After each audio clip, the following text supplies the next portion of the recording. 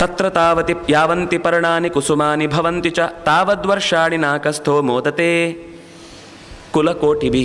ತನ್ನ ಪರಿವಾರದ ಜೊತೆಗೆ ಎಷ್ಟು ಎಲೆಗಳು ಗಿಡಗಳು ಅಲ್ಲಿ ಬೆಳೆದು ದೊಡ್ಡವುದಾಗ್ತಾವು ಆರಾಮದಲ್ಲೋ ಉಪವನದಲ್ಲೋ, ಅಷ್ಟು ಕೋಟಿ ವರ್ಷಗಳ ಕಾಲ ಅವನ ಎಲ್ಲ ಪರಿವಾರದ ಜೊತೆಗೆ ಅವನು ಉತ್ತಮವಾದ ಲೋಕದಲ್ಲಿ ಇರ್ತಾನೆ. ದೇವರಿಗೆ ನಾವು ನೀಡುವಂತಹ ಅದು ಧೂಪ ಇರಬಹುದು, ದೀಪ ಇರಬಹುದು, ನೀರಿರಬಹುದು, ಪತ್ರ ಇರಬಹುದು, ತುಳಸಿ ಇರಬಹುದು, ಪುಷ್ಪ ಇರಬಹುದು, ಯಾವುದನ್ನೇ ಕೊಟ್ಟರೂ ಕೂಡ ಅದು ಅತ್ಯಂತ ದೊಡ್ಡ ಮಟ್ಟದ ಪುಣ್ಯವನ್ನು ಆತನಿಗೆ ಒದಗಿಸತ್ತೆ ಅಂತ ಹೀಗೆ ಅದರ ಮಹತ್ವವನ್ನು ಹೇಳುತ್ತಾರೆ. ಯಸ್ಯ ಸ್ಮರಣ ಮಾತ್ರೇಣ ದೇವಸ್ಯ ಚಕ್ರಿಣಃ ಸಫಲಾನಿ ಭವಂತೇವ ಸರ್ವಕರ್ಮಾಣಿ ಭೂಪತೆ. ಒಂದು ಅಧ್ಯಾಯದಲ್ಲಿ ಎಲ್ಲ ದೇವತೆಗಳ ಆರಾಧನೆಯನ್ನು ಹೇಳಿ ಎಲ್ಲ ಆರಾಧನೆಗಳು ಕೂಡ ಪರಿಪೂರ್ಣ ಆಗುವುದು ಯಾವಾಗ ಅಂದರೆ ಅವರು ಹೇಳುವುದು ವಿಷ್ಣುರ್ಪಿತಾನಿ ಕರ್ಮಾಣಿ. ಭಗವಂತನಿಗೆ ಅದನ್ನು ನಾರಾಯಣನಿಗೆ ವಿಷ್ಣುವಿಗೆ ಚೆನ್ನಾಗಿ ಮನಸ್ಸಿಟ್ಟು ಎಲ್ಲ ಕಡೆ ವ್ಯಾಪಿಸಿದವನು ಅನ್ನುವ ಕಾರಣಕ್ಕೆ. ಹೆಸರಿನಿಂದ ಏನೂ ಇಲ್ಲ ಅಲ್ಲಿ. ಗುಣವನ್ನು ಧರ್ಮವನ್ನು ಹೇಳಲಿಕ್ಕೆ ಹೊರಟ ಶಬ್ದ ಅದು. ಯಾರಲ್ಲಿ ನೀವು ಸರ್ವವ್ಯಾಪಿ ಅನ್ನುವ ಗುಣ ಇದೆಯೋ, ಯಾರಲ್ಲಿ ಸರ್ವಾಂತರ್ಯಾಮಿ ಅನ್ನುವ ಗುಣ ಇದೆಯೋ, ಯಾರಲ್ಲಿ ಸರ್ವಶಕ್ತ ಅನ್ನುವ ಗುಣ ಇದೆಯೋ, ಯಾರಲ್ಲಿ ಸರ್ವ ದೇಶದಲ್ಲೂ ಇದ್ದಾನೆ ಅನ್ನೋ ಗುಣ ಇದೆಯೋ, ಯಾರಲ್ಲಿ ಸರ್ವಕಾಲದಲ್ಲೂ ಇದ್ದಾನೆ ಅನ್ನೋ ಗುಣ ಇದೆಯೋ ಅವನು ವಿಷ್ಣು. ಅದು ಹೆಸರು ಅಂತನೂ ನಾಮಕರಣದಿಂದ ಬಂದ ಹೆಸರು, ಗುಣದಿಂದ ಬಂದ ಹೆಸರು. ಯಾನಿ ನಾಮಾನಿ ಗೌಣಾನಿ ವಿಖ್ಯಾತಾನಿ ಮಹಾತ್ಮನಃ ಋಷಿಭಿ ಪರಿಗೀತಾನಿ ತಾನಿ ವಕ್ಷ್ಯಾಮಿ ಭೂಪತೆ ಅಂತ ಸಹಸ್ರನಾಮದಲ್ಲೂ ಮೊದಲು ಹೇಳುವಾಗ ಇದು ಗುಣವಾಚಕ ನಾಮಗಳು ಹೊರತು ನಾವು ಯಾರನ್ನು ಗುರುತಿಸಿದ್ದಕ್ಕಾಗಿ ಬಂದ ನಾಮ ಅಲ್ಲ. ನಾವು ಹೆಸರು ಇಟ್ಟು ಅವರನ್ನು ಹಾಗೆ ಕರೆಯುವುದಿಲ್ಲ. ಆ ಗುಣ ಇರುವುದರಿಂದ ಆ ಹೆಸರು ಅವರಿಗೆ ಸಹಜವಾಗಿ ಕೂಡಿಕೊಳ್ಳುವಂಥದ್ದು. ಹಾಗೆ ಜಗದಗಲದ ಎಲ್ಲವನ್ನೂ ವ್ಯಾಪಿಸಿ ನಿಂತಿರುವ, ಎಲ್ಲ ಕಾಲದಲ್ಲೂ ನಿಂತಿರುವ, ಎಲ್ಲ ಗುಣಗಳಿಂದಲೂ ತುಂಬಿರುವ, ಎಲ್ಲ ಕಾಲದಲ್ಲೂ ನೆಲೆಸಿರುವ, ಯಾವತ್ತೂ ಯಾವ ರೀತಿಯ ಕೊರತೆಯನ್ನೂ ಅನುಭವಿಸದ ಭಗವಂತನಿಗೆ ಅರ್ಪಿಸಿದಾಗಲೇ ಆ ಕರ್ಮ ಅನ್ನೋದು ಪರಿಪೂರ್ಣ ಆಗುತ್ತೆ. ದೇವಸ್ಯ ಚಕ್ರಿಣಃ, ಎಲ್ಲ ದೇವತೆಗಳಿಗೂ ಒಡೆಯನೆನಿಸಿ ಸುದರ್ಶನದ ಮೂಲಕ ಜಗತ್ತಿನ ಅಧರ್ಮದ ಕತ್ತಲೆಯನ್ನು ಕಳಚಿ ಧರ್ಮಚಕ್ರವನ್ನು ನಡೆಸಲಿಕ್ಕೆ ಸಹಕಾರಿಯಾಗಿ ನಿಲ್ಲುವಂತಹ ಆ ಭಗವಂತನಿಗೆ ಸರ್ವಕರ್ಮಾಣಿ ಸಫಲಾನಿ, ಆಗ ಅದು ಸಫಲವಾಗುತ್ತೆ ಅಂತ ಹೇಳಿ ಧೂಪದ ಬಗ್ಗೆ, ದೀಪದ ಬಗ್ಗೆ, ಪ್ರತಿಯೊಂದರ ಬಗ್ಗೆಯೂ ವಿವರವಾಗಿ ಇದೆ. ನಾವು ಅರ್ಪಿಸುವುದು ಸಣ್ಣದು ಅಂತ ಅನ್ನಿಸ್ಬೋದು. ಪ್ರತಿಯೊಂದು ವಸ್ತುವು ಕೂಡ ನಾವು ಪ್ರೀತಿಯಿಂದ ಎಷ್ಟು ಗೌರವದಿಂದ ಅರ್ಪಿಸ್ತೇವೋ ಅಷ್ಟು ಅಶ್ವಮೇಧಾದಿ ಮಹಾಯಾಗಗಳನ್ನು ಮಾಡಿದ ಪುಣ್ಯವೇ ಆ ನಿತ್ಯದಲ್ಲಿ ನಡೆಸುವ ಸಣ್ಣ ಪುಟ್ಟ ಕರ್ಮಗಳಿಗೂ ಇದೆ ಅನ್ನುವುದಕ್ಕೇ 10 ಪುಟಗಟ್ಟಲೆ ಇಲ್ಲಿ ಮಾಹಿತಿಗಳನ್ನು ಕೊಡ್ತಾ ಹೋಗ್ತಾರೆ.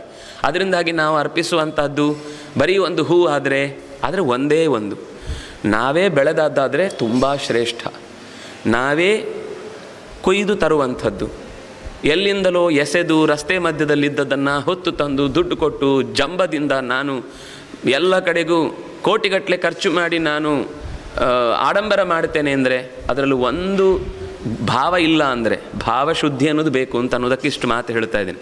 ಹಾಗೆ ಮಾಡುವುದು ತಪ್ಪು ಅಂತಲ್ಲ. ಒಳ್ಳೆಯ ಕೆಲಸಕ್ಕಾಗಿ ಅದಕ್ಕಿಂತ ಹೆಚ್ಚು ಖರ್ಚು ಮಾಡಿ ಇದಕ್ಕೂ ಅಷ್ಟೇ ಖರ್ಚು ಮಾಡ್ತಾ ಇದ್ದಾರೆ ಅಂದರೆ ಸರಿ.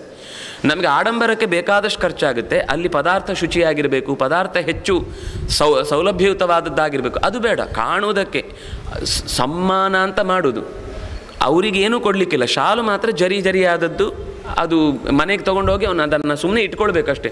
ಅವನದನ್ನು ಉಟ್ಕೊಳ್ಳಿಕ್ಕಾಗೋದಿಲ್ಲ, ಹಾಸ್ಲಿಕ್ಕಾಗೋದಿಲ್ಲ, ಹೊದಿಲಿಕ್ಕಾಗೋದಿಲ್ಲ, ಎಂಥದಕ್ಕೂ ಆಗಲ್ಲ.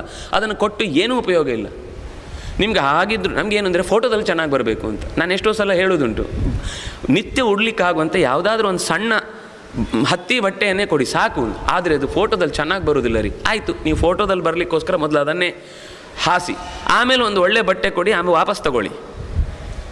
ಈ ಶ್ರಾದ್ದದಲ್ಲಿ ಸಾಮಾನ್ಯವಾಗಿ ನಮಗೆ ಈ ನಿಕ್ಕಲ್ಲು ಅಥವಾ ಕಬ್ಬಿಣ ಬಳಸಬಾರ್ದು ಅಂತಲೇ ಮಾತಿದೆ. ಆದರೂ ಶ್ರಾದ್ದ ಅಂತಲ್ಲ, ಯಾವುದೇ ಒಂದು ಪೂಜೆಯ ವ್ಯವಸ್ಥೆಗೆ ಬಳಸಬಾರ್ದು ಅಂತಿದೆ. ಕೊನೆಗೆ ಕೆಲವರೆಲ್ಲ ಒಂದು ಒಳ್ಳೆಯ ಉಪಾಯ ಏನು ಅಂದರೆ, ಆ ಪೂಜೆಗಾಗುವಾಗ ಒಂದು ಇಷ್ಟು ಬೆಳ್ಳಿಯ ಕಾಯಿನ್ ಮಾಡಿ ಮೊದಲೇ ಅವರಿಗೆ ಹೇಳಿರೋದು, ಇದನ್ನು ಪೂಜೆಗೋಸ್ಕರ ಬಳಸೋದು, ಇದಕ್ಕೆ ಪ್ರತ್ಯಾಮ್ನಾಯತ್ವೇನ ಕೊನೆಗೆ ಹೋಗುವಾಗ ಬೇರೆ ಒಂದಿಷ್ಟು ಚಿಲ್ಲರೆ ದಕ್ಷಿಣ ನಿಮಗೆ ಕೊಡ್ತೇವೆ ಅಂದರೆ. ಯಾಕೆಂದರೆ ಅದು ಕಲಶದಲ್ಲಿ ಹಾಕುವಾಗ ಬೆಳ್ಳಿ ಅಥವಾ ಬಂಗಾರದ ಸಂಪರ್ಕ ಆದಾಗ ನೀರಿನಲ್ಲಿ ಏನೊಂದು ಪರಿಣಾಮ ಆಗುತ್ತೆ, ನಾವು ಕಬ್ಬಿಣ ಹಾಕಿದರೆ ಅದು ಉಲ್ಟಾ ಪರಿಣಾಮ. ಅದು ಹೋಮಕ್ಕಾಗಲಿ ಕಲಶಕ್ಕಾಗಲಿ ಯಾವುದೇ ಸಂಪರ್ಕದಲ್ಲಿ ಮಂತ್ರಪೂತವಾಗಿ ನಾವು ಅದನ್ನು ಮಾಡ್ತಾ ಇದ್ದೇವೆ ಅಂದರೆ ಅದನ್ನು ಉಪಯೋಗಿಸಬಾರದು ಅಂತ ನಿಯಮ ಇದೆ. ನಾವು ಅಷ್ಟಾದ್ಮೇಲೆ ನಮಗೆ ಧರ್ಮದ ಬಗ್ಗೆ ನಾನು ಹೇಳ್ತಲ್ಲ, ಆದರೆ ಲೋಕದ ವಿಜ್ಞಾನದ ವಿಷಯವನ್ನೇ ಇಟ್ಟುಕೊಂಡು ನೀವು ಟೆಸ್ಟ್ ಮಾಡಿ ನೋಡಿದರೂ ಅದರಿಂದ ಆಗುವ ಎಡವಟ್ಟುಗಳು ನಮಗೆ ಸ್ಪಷ್ಟವಾಗಿ ಕಾಣುತ್ತೆ. ಅದರಿಂದಾಗಿ ಅದಕ್ಕೆ ಮೊದಲೇ ನಾವು ಮಾತುಕತೆ, ನಾವು ಆಮೇಲೆ ಬೆಳ್ಳಿ ವಾಪಸ್ ತಗೊಂಡು ಇನ್ನೊಂದೇನೋ ಕೊಡ್ತೇವೆ ಅಂತ ಅವ್ರ ಹತ್ರ ನಾವು ಇದನ್ನು ನಿತ್ಯದ ಪೂಜೆಗೋಸ್ಕರ ನಾವು ಬಳಸುವಂತಹ ಕಾಯಿನ್, ಈಗ ಕನಕಾಭಿಷೇಕ ಅದು ಇದು ಇತ್ಯಾದಿಗಳನ್ನು ಮಾಡಿಸುವಾಗ ಪ್ರತ್ಯೇಕ ನಾವು ಬಳಸುವಾಗ ಇದಕ್ಕೋಸ್ಕರ ಒಂದು ಪ್ರತ್ಯೇಕವಾದ ಪದಾರ್ಥವನ್ನು ಬಳಸಿ ಕೊನೆಗೆ ಅವರಿಗೆ ಅದಕ್ಕೆ ಪ್ರತ್ಯಾಮ್ನಾಯತ್ವೇನ ಅದರ ಪ್ರತಿನಿಧಿಯಾಗಿ ಇನ್ನೇನೋ ಒಂದಿಷ್ಟು ಕೊಟ್ಟು ಕಳಿಸ್ತೇವೆ ಅಂತ ಇಟ್ಟುಕೊಳ್ಳುವಂಥದ್ದು ಒಂದು ಅಭ್ಯಾಸ ಇದೆ. ಹಾಗೆ ಈ ಸಮ್ಮಾನ ಮಾಡುವಾಗ ಆ ಪ್ಲಾಸ್ಟಿಕ್ ಇದ್ದು ಹಾರ, ಪ್ಲಾಸ್ಟಿಕ್ ಇದ್ದು ನಿಜವಾಗಿ ಹೂ ಕೊಡುವುದು ಯಾಕೆ? ನಮ್ಮ ಮನಸ್ಸು ಈ ಹೂವಿನಂತೆಯೇ ಪರಿಮಳಯುಕ್ತವಾಗಿದೆ, ಅರಳುತ್ತಾ ಇದೆ, ಸೌಗಂಧ್ಯದಿಂದ ಕೂಡಿದೆ ಮನಸ್ಸು. ಇದು ಈಗ ಸ್ಪಷ್ಟ. ನಮ್ಮ ಮನಸ್ಸು ಈ ಪ್ಲಾಸ್ಟಿಕ್ ಥರನೇ, ಇದರಲ್ಲಿ ಯಾವ ಭಾವವೂ ಇಲ್ಲ, ಯಾವ ಗೌರವವೂ ಇಲ್ಲ, ಯಾವ ಅಂಶವೂ ಇಲ್ಲ. ಸುಮ್ಮನೆ ನಾವು ಸ್ಟೇಜಲ್ಲಿ ನಾವು ಇಷ್ಟು ಜನರನ್ನು ಗೌರವಿಸಿದ್ದೇವೆ ಅಂತ ತೋರಿಸ್ಲಿಕ್ಕೋಸ್ಕರ ಮಾತ್ರ ಆಯಿತು ಅಂತ ಆಯ್ತದು. ಹಾಗಲ್ಲ. ಭಗವಂತನಿಗೆ ಕೊಡುವಂತಹ ಪುಷ್ಪ, ಭಗವಂತನಿಗೆ ಕೊಡುವಂತಹ ತುಳಸಿ, ಭಗವಂತನಿಗೆ ನೀಡುವಂತಹ ಒಂದು ಏನೂ ಇಲ್ಲ. ನಮ್ಮ ಹತ್ರ ಆಭರಣಾನಿ ಸಮರ್ಪಯಾಮಿ ಇಲ್ಲ, ಆಭರಣ ಕೊಡಲಿಕ್ಕೆ ಒಂದು ಸೌಟು ನೀರು ಹಾಕಿದ. ನಿನ್ನ ಮನಸ್ಸಿನಲ್ಲಿ ನಿಜವಾಗ್ಲೂ ಆಭರಣ ಇಲ್ಲ ಅನ್ನುವ ಕಾರಣಕ್ಕಾಗಿ ನೀನು ನೀರಿನಲ್ಲೇ ಭಗವಂತನನ್ನು ಅನುಸಂಧಾನ ಮಾಡಿ ಆಭರಣದ ದೇವತೆಗಳು ಈ ನೀರಲ್ಲಿದ್ದು ನಿನಗೆ ಪ್ರೀತಿಯನ್ನು ಉಂಟು ಮಾಡಲಿ ಅಂತ ಭಾವಿಸಿದ ಆಭರಣ ಕೊಟ್ಟ ಪುಣ್ಯವೇ ಬರುತ್ತೆ ಅವನಿಗೆ. ಇದ್ದು ಗುಟ್ಟು ಮಾಡಿದರೆ, ಕೊಡೋದಕ್ಕೆ ಅವಕಾಶ ಇದ್ದು ದೇವರು ನೋಡ್ತಾ ಇರ್ತಾನೆ, ಎಷ್ಟು ಇದ್ದು ಕೊಟ್ಟ ಎಷ್ಟು ಇಲ್ಲದೆ ಕೊಟ್ಟ ಅಂತ. ಅಂತಹ ಸಂದರ್ಭದಲ್ಲಿ ಆ ರೀತಿ ಆಡಂಬರದ ಬದುಕಿಗೆ ಶರಣಾಗಿ ಸತ್ಯವನ್ನು ಕಳ್ಕೊಳ್ಳುವ ಸ್ಥಿತಿಗೆ ಬರಬಾರದು. ಹಾಗೆ ಮಾಡದೆ ಯಾರು ಭಕ್ತಿಯ ಭಗವಂತನಿಗೆ ಆ ಪುಷ್ಪವನ್ನಾಗಲಿ ಏನೇ ನಿವೇದನೆ, ಅನ್ನದ ಪ್ರಾಣದ ಪ್ರೋಕ್ತಃ ಪ್ರಾಣದಶ್ಚಾಪಿ ಸರ್ವದಃ, ದೇವರಿಗೆ ನಿವೇದನೆ ಅನ್ನವನ್ನು ನಿವೇದನೆ ಮಾಡುವಂಥದ್ದು. ಅನ್ನವನ್ನು ನಿವೇದನೆ ಮಾಡಿದ ಆಮೇಲೆ ಯಾರೋ ಅತಿಥಿಗಳು ಬಂದರು, ಹಸಿದವರು ಬಂದರು, ಅವರಿಗೆ ಅನ್ನವನ್ನು ಇಕ್ಕಿದ. ಅನ್ನವನ್ನು ಇಕ್ಕಿದರೆ ಪುಣ್ಯಬಹುದು, ಧನವನ್ನಿಕ್ಕಿದರೆ ಪುಣ್ಯಬಹುದು. ಇದೆಲ್ಲ ನಮಗೆ ಎಲ್ಲಿಂದ ಬಂತು ಅಂತ ಕೇಳಿದರೆ ನಾವೆಲ್ಲ ವೇದವನ್ನು ನಿರಾಕರಣೆ ಮಾಡುವರು ಅಂತ ಬೊಬ್ಬೆ ಹೊಡೆಯುವವರ ಮಾತಿದು. ಆದರೆ ಇದು ಮಾತು ಮತ್ತೆ ಇಲ್ಲಿದ್ದೇ, ಪುರಾಣದ್ದೇ ಮಾತು, ವೇದದ್ದೇ ಮಾತು. ಅದರಿಂದಾಗಿ ಯಾರು ಇನ್ನೊಬ್ಬರಿಗೆ ಕೊಡದೆ ಉಣ್ಣುತ್ತಾನೋ ಅಘಾಷಿ ಅಂತ ಅವನನ್ನು ಕರೀತಾರೆ. ಅಘಾಷಿ ಅಂದರೆ ಪಾಪವನ್ನೇ ಉಣ್ಣುತ್ತಾನೆ, ಇನ್ನೊಬ್ಬರಿಗೆ ಕೊಡದೆ. ಕೊಡುವುದು ಅಂತಂದಾಗ ಹಿಂದೆ ಎಲ್ಲ ಹೇಗೆ ಕ್ರಮ ಇತ್ತು, ಇವತ್ತು ಈ ಚಿಂತನೆಯಲ್ಲಿ ನಾವು ಸ್ವಲ್ಪ ಬದಲಾಗಿಬಿಟ್ಟಿದ್ದೇವೆ, ಆಗೋದಿಲ್ಲ, ಕಷ್ಟ ಕೆಲವೊಮ್ಮೆ. ಹಿಂದೆ ಎಲ್ಲ ಮನೆಯಲ್ಲಿ ಅಡಿಗೆ ಮಾಡಿ ಆದಮೇಲೆ ರಸ್ತೆಯಲ್ಲಿ ಒಂದು 10 ನಿಮಿಷ ಕಾಯುವುದು ಅಂತ ಯಾರಾದರೂ ಒಬ್ಬರು ಅತಿಥಿಗಳು ಹೋಗೋರುತ್ತೆ. ಯಾಕೆಂದರೆ ಆಗ ಹೋಟೆಲ್ ಇರಲಿಲ್ಲ, ಮೋಟೆಲ್ ಇರಲಿಲ್ಲ, ಗೆಸ್ಟ್ ಹೌಸ್ ಇರಲಿಲ್ಲ, ಎಂಥದ್ದು ಇರಲಿಲ್ಲ. ಊರಿಂದ ಊರಿಗೆ ತಿರುಗಾಡೋರು ಇದ್ದಾಗ ಯಾವುದೋ ಒಂದು ಮನೆ ಮುಂದೆ ಏನಾದರೂ ಸಿಗುತ್ತಾ ಅಂತ ಮಧ್ಯಾಹ್ನದ ಹೊತ್ತಿಗೆ ಬಂದರೆ ಅವರು ಅಯ್ಯೋ ಬಂದ್ರಾ ಅಂತ ಬಹಳ ಪ್ರೀತಿಯಿಂದ, ಈಗ ಏನಾದರೂ ಕರೆದು ಒಳಗಾಗ ಅವನು ಅಲ್ಲೇ ಬಾಂಬ್ ಹಾಕಿ ಹೋಗ್ತಾನೆ ಅಂತ ಭಯನೇ, ಬಂದವನು ಏನು ಹೊತ್ಕೊಂಡು ಹೋಗ್ತಾನೋ ಅಂತಲೇ ಭಯ ನಮಗೆ. ಯಾಕೆಂದರೆ ಪರಿಸ್ಥಿತಿ ಅಷ್ಟು ಹೊರಗಿನಿಂದ ಬದಲಾದ್ರಿಂದ ಇವರಿಗೆ ಧರ್ಮದ ಪರಿಸ್ಥಿತಿಯನ್ನು ಅಷ್ಟು ಧೈರ್ಯವಾಗಿ ಮಾಡಲಿಕ್ಕೆ ಆಗದೇ ಇರುವ ಸ್ಥಿತಿ ಇದೆ. ಪೇಟೆಯಲ್ಲಂತೂ ಬಾಗಿಲು ತೆಗೆಯುವುದಿಲ್ಲ, ಕಿಟಕಿಯಿಂದಲೇ ನೋಡಿ ಅಲ್ಲಿಂದನೇ ತೊಗೊಂಡು ಅಲ್ಲಿಂದನೇ ವಾಪಸ್, ಅವನಿಗೊಂದು ನೀರು ಕೇಳುವ ಸಂಪ್ರದಾಯ ಉಳಿಯುವುದಿಲ್ಲ, ಅಷ್ಟು ಭಯ. ಆದರೆ ಅದು ಒಳಗಿನಿಂದ ಭಯದ ಜೊತೆಗೆ ಸ್ವಾರ್ಥವೂ ಸೇರಿಕೊಂಡಿದೆ ಅನ್ನೋದೊಂದು ದೋಷವೇ. ಒಟ್ಟಂತೂ ಹೀಗೆ ಬಂದ ವ್ಯಕ್ತಿಗೆ ಅನ್ನವನ್ನು ಕೊಡುವುದು ಪ್ರಾಣವನ್ನು ಕೊಟ್ಟ ಹಾಗೆ. ಪ್ರಾಣ ಅಂತಂದರೆ ಸರ್ವದಃ ಪ್ರೋಕ್ತಃ, ಎಲ್ಲವನ್ನು ಕೊಟ್ಟಂತೆ. ಯಾಕೆಂದರೆ ಅವನು ಪ್ರಾಣ ಉಳಿಸ್ಕೊಂಡ್ರೆ ತಾನೇ ತನ್ನ ಧರ್ಮ ಮಾಡ್ಬೋದು, ತನ್ನ ಕಾಮನೆಗಳನ್ನು ಈಡೇರಿಸ್ಕೊಳ್ಬೋದು, ತನ್ನ ಮೋಕ್ಷವನ್ನು ಪಡೀಬೋದು. ಅಂದರೆ ಅವನು ಸಾಧನೆ ಮಾಡಲಿಕ್ಕೆ ಆ ಶರೀರ ಬೇಕು. ಆ ಶರೀರ ಉಳಿಸಿದ್ದಕ್ಕಾಗಿ ಉಳಿದಂತೆ ಈ ಕ್ಷಣದಲ್ಲಿ ಪ್ರಾಣವನ್ನು ಉಳಿಸಿಕೊಂಡಾಗ ಏನೆಲ್ಲ ಕರ್ತವ್ಯವನ್ನು ಮಾಡಲಿಕ್ಕೆ ಆಯಿತೋ ಅದೆಲ್ಲದರ ಪುಣ್ಯ ಅನ್ನ ನೀಡಿದವನಿಗೆ ಸಿಗುತ್ತೆ ಅಂತ. ಅಷ್ಟು ವಿಶಿಷ್ಟವಾದ ದಾನ ಅನ್ನದಾನ. ಅನ್ನದಾನಂ ಪರಂ ದಾನಂ. ಆದರೆ ಅದಕ್ಕಿಂತಲೂ ವಿಶಿಷ್ಟವಾದದ್ದು ವಿದ್ಯಾದಾನ ಮತಃ ಪರಂ. ಇವತ್ತಿನ ಅನ್ನ ಕೊಡಬೇಕು ಅಂತ ಹೇಳಿದರು, ಹೌದು, 1 ದಿವಸ ಕೊಟ್ಟ, 2 ದಿವಸ ಕೊಟ್ಟ, ವರ್ಷ ಪೂರ್ತಿ ಅನ್ನ ಕೊಡ್ತಾ ಇರುವುದ? ಯಾವಾಗ ನೋಡಿದ್ರೆ ಇಲ್ಲೇ ಅನ್ನ ಕೊಡ್ತಾರೆ, ಕೆಲಸನೇ ಮಾಡೋದಿಲ್ಲ ಏನೂ. ಈಗ ಯಾರು ತಾನು ವಿದ್ಯಾ ಬೋಧನೆ ಮಾಡ್ತಾ ಅದೇ ಬದುಕು ಅಂತ ಅಡ್ಕೊಂಡಿದ್ದಾನೆ ಅವನಿಗೆ ಕೊಡೋಣ. ಯಾಕೆಂದರೆ ಅವನು ಒಂದು ಕಡೆಯಿಂದ ಸಮಾಜಕ್ಕೆ ಜ್ಞಾನದ ಪರಂಪರೆಯನ್ನು ಹಂಚುತ್ತಾ ಇದ್ದಾನೆ.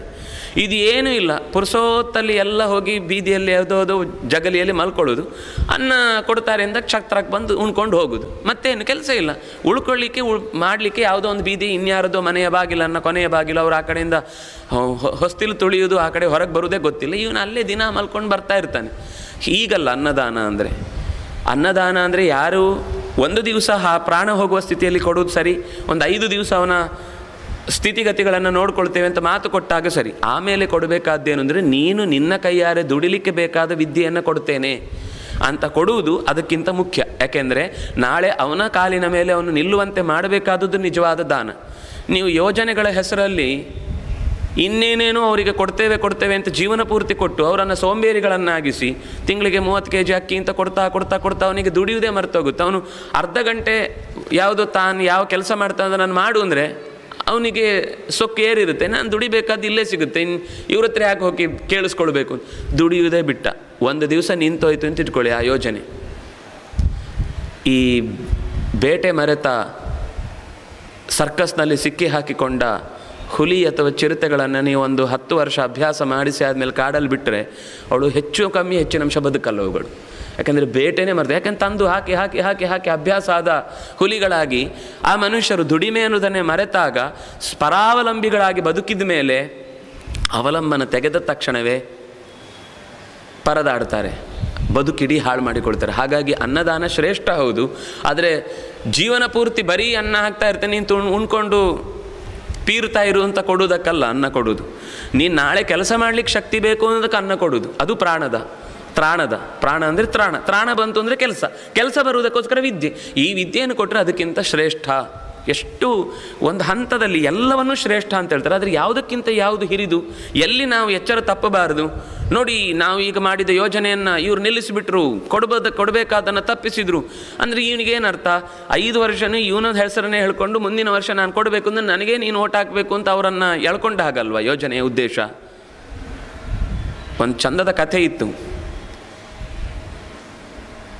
ಆ ಮಗು ಯಾವತ್ತೂ ನಡೆಯುವುದೇ ಕಲಿಬಾರದು ಅಂತ ಸವತಿ ತಾಯಿ ಮಗುವನ್ನು ಎತ್ಕೊಂಡೇ ಓಡಾಡ್ತಾ ಇದ್ಲಂತೆ 15 ವರ್ಷ ಆದಮೇಲೆ.